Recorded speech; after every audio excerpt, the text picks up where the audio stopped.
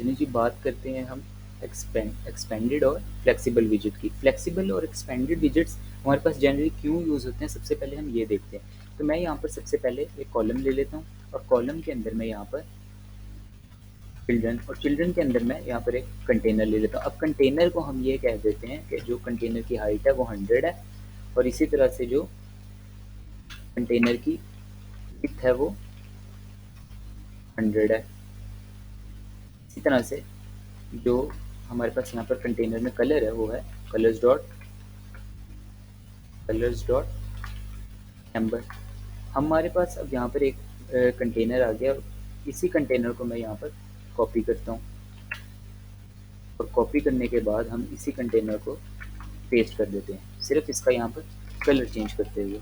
तो कलर कोई भी कर सकते हैं, यहाँ पर मैं ब्लू कर देता हूँ। अब यहाँ पर जब हम इसे रन करेंगे तो हमारे पास यहाँ पर 3 कंटेनर्स आ जाएंगे।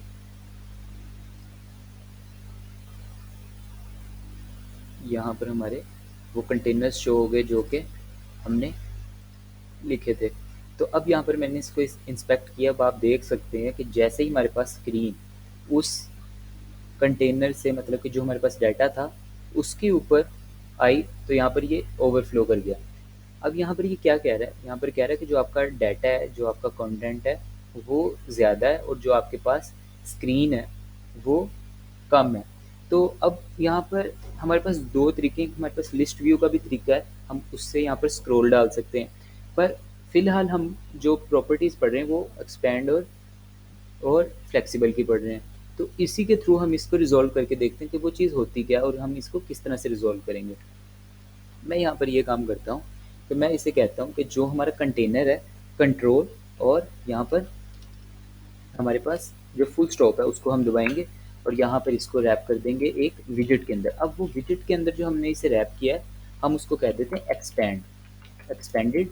अब ये हमने ये अपने कंटेनर को एक्सपेंडेड विजेट के अंदर जो है वो रैप कर लिया। अब मैं इसे रीलोड करता हूँ, तो अब हम यहाँ पर देखते हैं। तो अब हमारे पास जो रिमेनिंग स्पेस थी, हमारे एक्सपेंडेड विजेट ने क्या काम किया, जितनी हमारे पास स्पेस रहती थी उस हिसाब से अपने आप को कवर कर लिया। पर अगर हम दूसरी साइड पर देखें, हमारे पास स्पेसिफिक हाइट और जो विड्थ दी हुई है बाकी 2 कंटेनर्स को, उनका साइज़ कम ज़्यादा नहीं हो रहा। एक्सपेंडेड हमारे पास विजेट ये काम करता है कि जितनी रिक्वायर्ड स्पेस है उसको कवर करके बाकी हमारी जो स्क्रीन है उसको रिस्पॉन्सिव कर देता है। अब हम यहाँ पर देख सकते हैं कि जिस तरह से स्क्रीन कम ज़्यादा होगी वो अपने आप को उस तरह से मैनेज कर लेगा।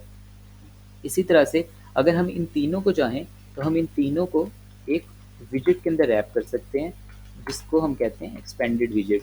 अब यहाँ पर हमारे पास तीनों जो हमारे विजेट्स हैं वो रैप हो गए किसके अंदर, वो हमारे पास रैप हो गए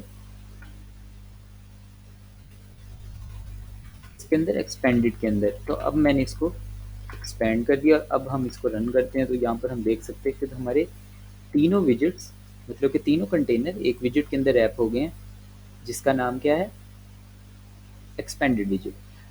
अब एक दूसरे विजेट की बात कर लेते हैं, फ्लेक्सिबल और एक्सपेंडेड में ज़्यादा फ़र्क नहीं है, पर जो ज़्यादा रिकमेंडेड है वो फ्लेक्सिबल ही है। तो यहाँ पर मैं फ्लेक्सिबल विजेट यूज़ करता हूँ। तो अब हम इसको रन अगर करते हैं तो आप देख सकते हैं यहाँ पर आपको फ़िलहाल जो है वो क्या चेंज देखने को मिल रहा है।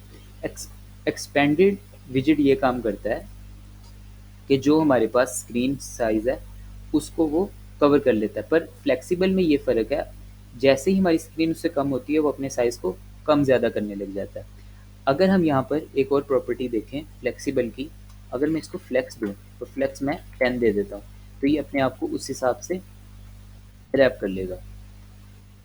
मैंने इसको 10 दी तो जो मिडल वाला, मतलब कि ब्लैक कलर में बॉक्स था, उसने अपने आप को 10 दे दी, और बाकी ने जो है अपने आप को उस हिसाब से एडजस्ट कर लिया।